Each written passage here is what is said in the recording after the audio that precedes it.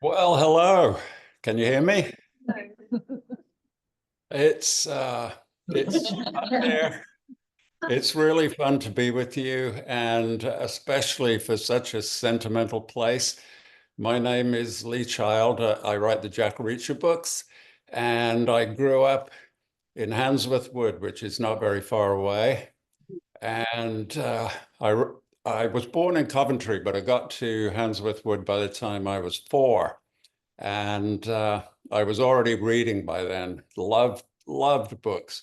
And I'll tell you why, because it looks to me like everybody there is younger than me now, but you got to think back to the era of when I was growing up. Life was very boring. We were still stuck in post-war austerity. We had obviously no computers or video games or any of that stuff. We had very little television. It was on for limited hours a day, only two channels. There was absolutely nothing to do apart from read. And reading to me was a lifeline because I felt bored. I felt that the world was gray. I felt that uh, for a little boy, all the good stuff that we were hearing about was already happened. All the heroism of World War II, all those dramatic stories, that's what we consumed.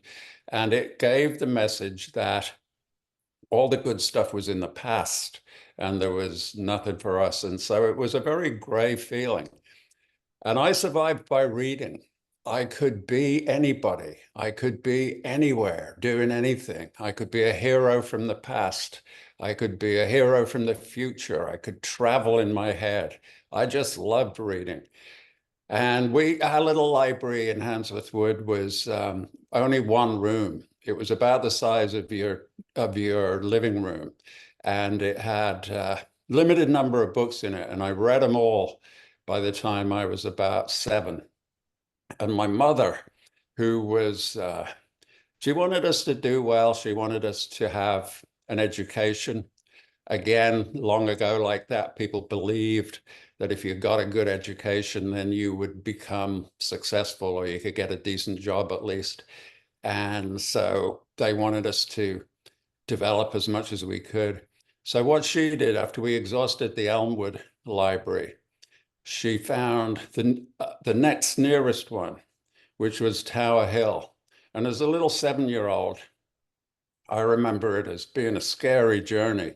We had to walk down, and then we had to walk over a very high footbridge over the canal. I remember it as being like 1,000 feet in the air as a little kid, scared and nervous about it. And then we walked up to the library, which I remember in a typical little kid way as a gigantic skyscraper with this big glass front, because when you're little, everything seems so much bigger than it really is. And I've seen pictures of it, of course, because of this campaign. I've seen pictures recently, and it's much smaller than I remember. But it was such a lifeline to me because it had virtually an infinite selection of books. It had shelf after shelf after shelf of great, great books.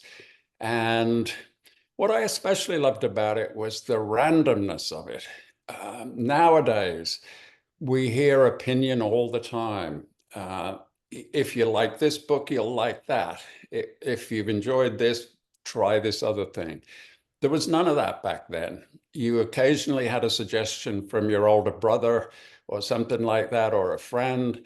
But other than that, everything was random. I would go into Tower Hill and just randomly select books, and I loved them. And if you did need any advice, then you asked the librarian, who was a kind of hybrid between a school teacher and an aunt or something like that. You felt this was a knowledgeable, trustworthy person who would help you. And so I guess for probably 10 years, I was literally a weekly visitor to Tower Hill. And looking back on it, I would say that the fact that we had a library like that not only enabled my life, but probably created it. I was just able to be whatever I wanted to be. And I got enough of an education outside of school from the libraries that I felt powerful, that I could do all kinds of things. And looking back on it, it was so important to me. And I know that libraries are changing now. We're not quite sure what libraries should be in this new digital informational world. We don't know, but we do know that they have got to have some kind of role, an expansion or an adaptation maybe of what they used to do, about feeding the curiosity, feeding the hunger in children for education, and of course, feeding the necessity for recreation in adults too. Libraries are going to have a huge role. They always will. And so I'm very upset that Tower Hill is under threat. I mean, sentimentally, obviously, because it's my library. 10 years, my entire formative years were spent there. So that I don't want to see that disappear. And I also worry about it in terms of education in a wider sense, the civilization of a generation. They need a library. And I completely understand about the finances. I get that entirely. We've had more than a decade of starvation of funds from the place that it used to come. It was well understood that local councils would be majority funded by national government. That dried up. There was the huge crisis with the equal pay thing in Birmingham. I completely understand. But if they have any money at all, libraries should come top of the list. They're the most important things because the upcoming generation, it's a complex future ahead with complex problems to solve. And we need that next generation to be wide-ranging, imaginative. We need them to have all the benefits that I had. I grew up in a very lucky generation. It was probably the luckiest generation in all of history. We had no threats. All the diseases were conquered. Our parents had full employment. We lived in a welfare state that worked. We had free education.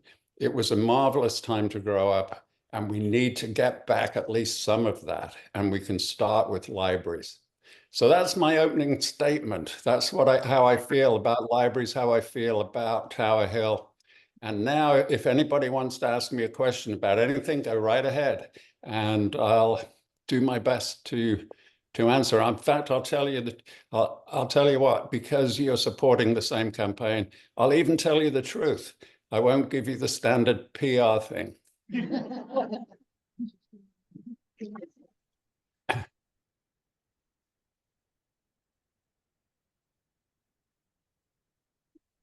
Anybody got a question? I can't hear anything from there. Hello, Lee. I'm John, one of the ward councillors, Marion's colleague. I'm going to ask you a fairly, possibly a trivial question, but I've read quite a lot of Jack Reacher books. They're great. Do you think Jack Reacher might pay a visit to Birmingham, UK? You know, he'd get on really well in Birmingham. He's, because when you write fiction, it's impossible to get away from a bit of autobiography. There's a lot of, some of it you put in for fun as an inside joke, like he and I share a lot of tastes. We share the same birthday, all of that sort of stuff. But subliminally, unconsciously, you also put a lot of yourself into a fictional character. And I think Reacher does have that Birmingham thing. He is, no drama. That's what I loved about Birmingham. When I was a kid, it was a manufacturing town that made useful things with no drama. These people would make some exquisite piece of machinery or something, or machine a bolt or something like that. And they didn't make a big fuss about it. They just did it and then did the next thing. And so that kind of calmness, that self-effacing lack of showing off, I think there's a lot of that in Reacher. So Reacher's a Birmingham product, and I would love him to come back to Birmingham. But I never wanted to turn the series into a travelogue where he went, because people say, oh, can he come to Australia? Can he come to Japan? And all that kind of thing. I didn't want to turn it into a one at a time travelogue. It just happens organically where he's likely to be. And Birmingham would be great, yeah. You just need a bus across the Atlantic, don't you? Yeah. I've got a question over here. Hi, Lee. Hi. I think it's wonderful that you're going to help and support us. I got used to get lost in a library as well. And when you don't see people like you, you read about people like you. And in the 70s and 80s, that's what it was like. Like I talked about it a couple of weeks ago, but I read every Judy Blume book to her adults and Jane Austen, and just wanted to learn because didn't see it around me. That's such. Sorry. Hey, look at you. Hi. My son's here, and he's a reader at this library as well. Well, he's exactly like me. I was exactly like him one time, and I remember it so well. And thinking back on it, that feeling of infinite possibility ahead of you, all those books to read, all those things to explore. And you're quite right about whoever you are. You can find somebody just like you in a book. You can find stories about you. And, I felt that too. I was a sort of shy kid. I was quite lonely. I had friends, but in a sort of playing football type of a way. Birmingham was very emotionally inarticulate back then. You couldn't talk about your feelings at all. And what I did about my feelings, I found them in books. People who were like me, feeling like me, and solving their problems in the way that I was going to have to do. So yeah, it's brilliant. You belong to the world. If you find some books you like, you feel that you're not alone. You belong to the world, and it's a great, great feeling. I wanted to ask you a question. Now, he's a bit too young to read your books. But when the councillor asked him if he knew you, he knew that Tom Cruise had his car stolen in Yeah, it's Tom was, I felt that the movies as movies were fine, but as Reacher movies, not so much with Tom Cruise. Physically, he was wrong, but he was a delightful guy, and it was really very interesting to me that the nonsense that gets talked about people in social media and the press and so on. Tom Cruise has got a very defined image in the media that he's this weirdo and a Scientologist and so on and so forth. And we worked together for years really on those movies, and he's a really nice guy and a really interesting guy. And really none of what you hear about him is true. We had a lot of fun doing, I must say it was a lovely little episode in my life. I've got a charmed life. I'm successful as a writer. I'm having a great time, but I'm not a movie star. And the way that those people live is unbelievable. I was in London one time on book tour, and Tom was working at a studio just north of London, making Mission Impossible, I think. And he knew I was in London. So on a Saturday morning at about, I suppose, 11 o'clock, he phoned me and said, David Beckham had just phoned him and said we should go to the Manchester Derby up at the Etihad, City versus United. And I thought, yeah, that would be a nice thing to do. I said, but Tom, it's 11 o'clock and Manchester is hours away, going to be traffic and all kinds of things. And he said, oh no, we'll go in my helicopter. So that's what we did. And I just had a great time with him. But Yeah, the movies I thought were interesting. I liked them, but I think the television is much better. Your mind's better than TV. Yeah, the book's always best. There's no question. Read the book. That's always best. But I thought the TV came pretty close to it. You're gonna ask? Go on. Go on. Okay, you just say. Growing up, what was your favorite author? I started out with all the usual kids authors. I'm not one of these writers who pretends that I read Shakespeare when I was 5 or anything like that. Basically I started with Enid Blyton, which was looking back on it now, I can see why. I mean, the Enid Blyton thing was basically an orphan fantasy. It enabled you to imagine your parents were gone, didn't exist. It was just the kids on their own and doing whatever they wanted. And that was kind of like what we did anyway, because back then, I mean, my parents were super respectable. They were the most desperate to obey the rules. They wanted to be thoroughly middle-class citizens. They were desperate and very responsible, cared about us and all of that. But we would go out after breakfast and we would come back at dinner time. And they wouldn't have the faintest idea where we were or what we'd been doing. That was normal back then. So in a lot of senses, we were kind of orphans during the day. And but the Enid Blyton books I loved they were kind of basic books, basic adventure books, basic mystery books, The Secret Seven, how to follow clues, how to do disguises, how to get out of a locked room, all that kind of thing. So yeah, I started with Enid Blyton and then all those normal old-fashioned boys books. Then pretty soon, Alistair MacLean, who I liked a lot. And it was just after that, it was just one after the other. Thank you.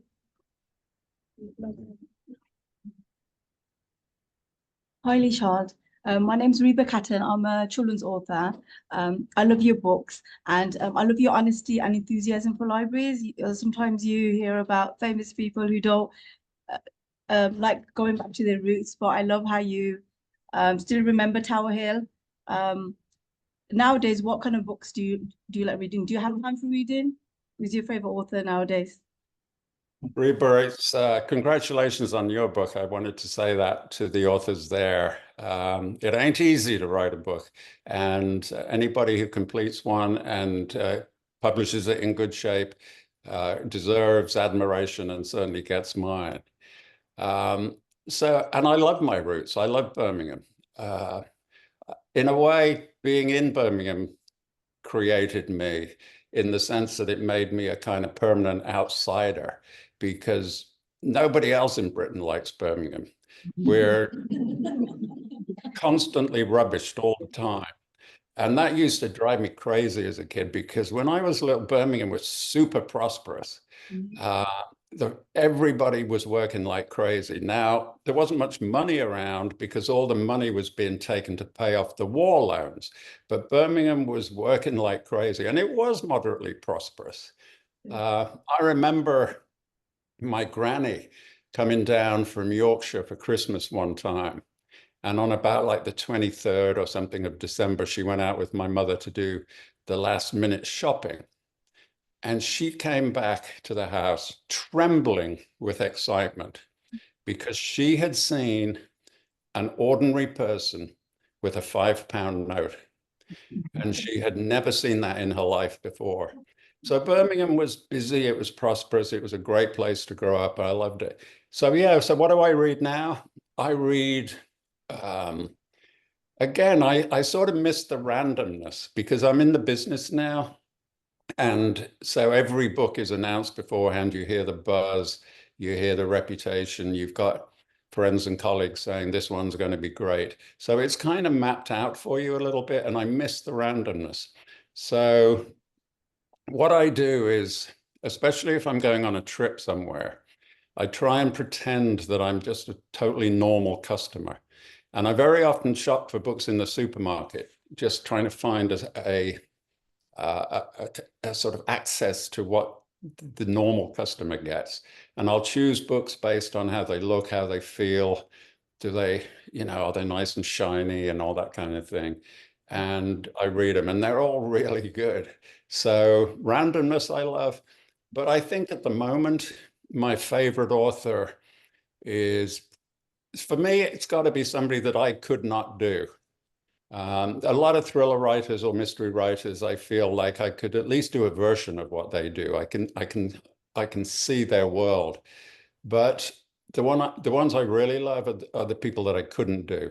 And at the moment, well, for many years now, there's been a guy called Joseph Cannon, Kanon, who writes very moody, elegiac thrillers set in the recent past, usually post-World War II.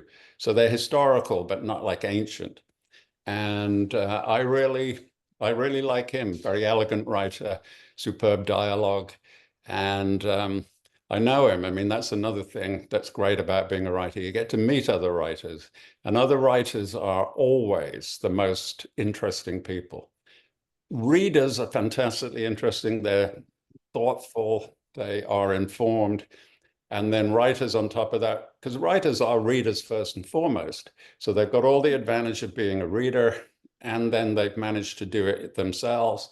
And they're always fun to hang around with. Some of them are shy and weird. And I mean, it is odd being friends with writers because you think you're somebody's best friend and you see them 2 weekends a year. It's a very solitary business, as I'm sure you know. Thank you. Hi Lee, I'm Nargis. I'm a writer also. I'm interested in what you said about when the movies translated the book and how obviously Tom Cruise, although he's not my favorite, he didn't quite fit the Reacher role. So I really wanted to know, when your original manuscript went off to the publishing house, what did it look like compared to the actual published version? How much was it?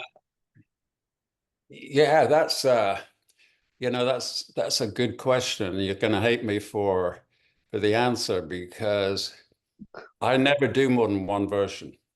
I tell the story with no plan and no outline because I want to feel fresh and excited every morning. I don't want to feel that I'm sitting there just typing out something that I've already made up. I need to invent it as I go along. So I never have a plan. I never have an outline. I just start somewhere and see where it goes. And then every day I check what I wrote yesterday and use that as a springboard to carry on. So it's a kind of circular churning thing, 2 steps forward, 1 step back, so that by the time I've finished the first draft, the story is told.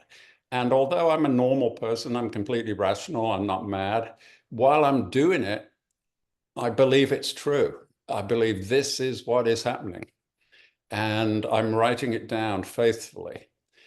And sometimes, yeah, my editor will say, Lee, wouldn't it be better if this happened after that? And I say, yeah, probably, but it didn't. In other words, the story to me is real while I'm writing it, and it's not honest to go and change something. You can't change what you did in the past.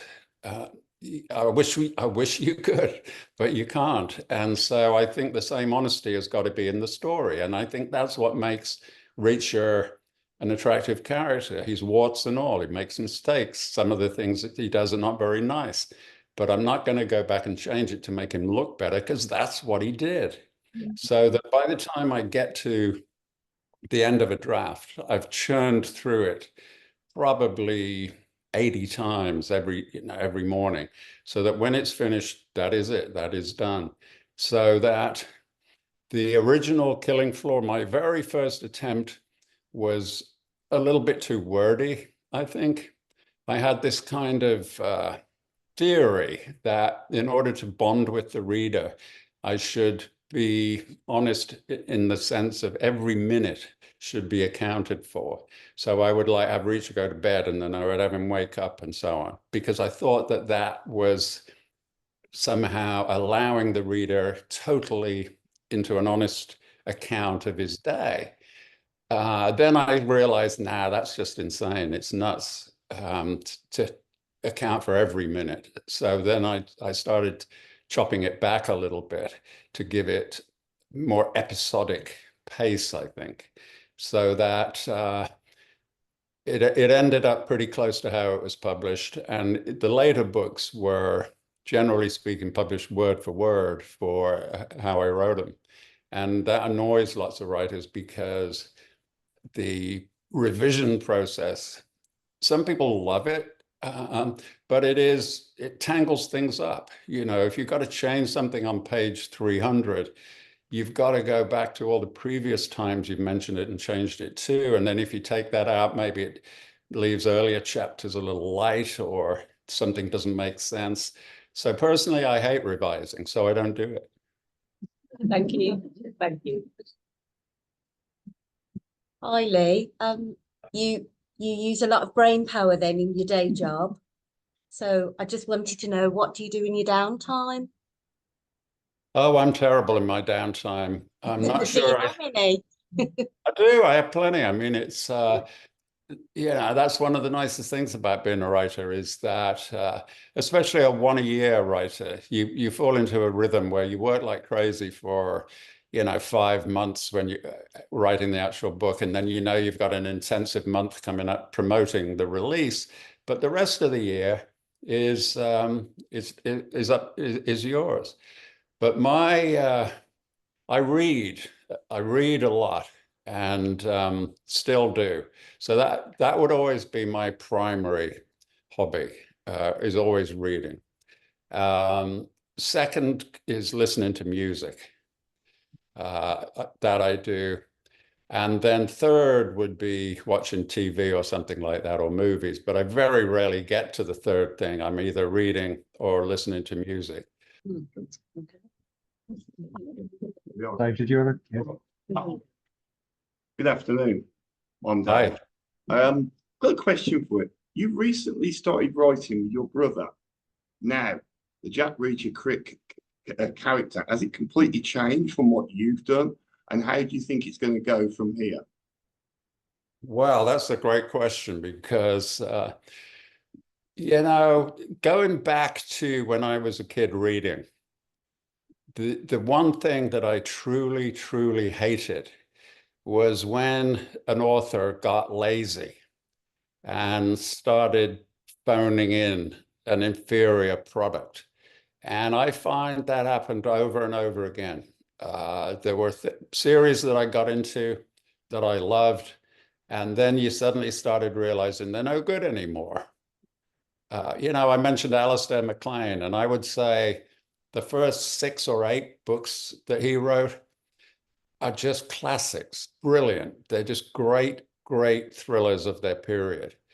Then he got lazy and drunk and he moved to Switzerland in order to become a tax exile, and the whole thing just fell apart. And as a kid, as a reader, I felt so betrayed that something I used to be able to rely on was no good anymore.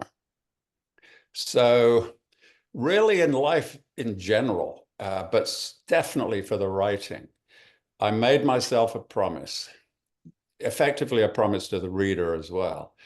I made myself a promise that I would never be like that. I would never phone it in. I respect my readers too much to give them an inferior product. So that was my promise to myself. And I was maybe a little bit trigger happy about it, but Blue Moon was the last book that I wrote all by myself. And I remember a couple of days thinking, I really don't want to do this today. And I took that as a bad sign. I thought, I am running out of gas. I'm running out of energy. Pretty soon I'm going to be phoning it in. I'm going to be that awful guy that I didn't want to be.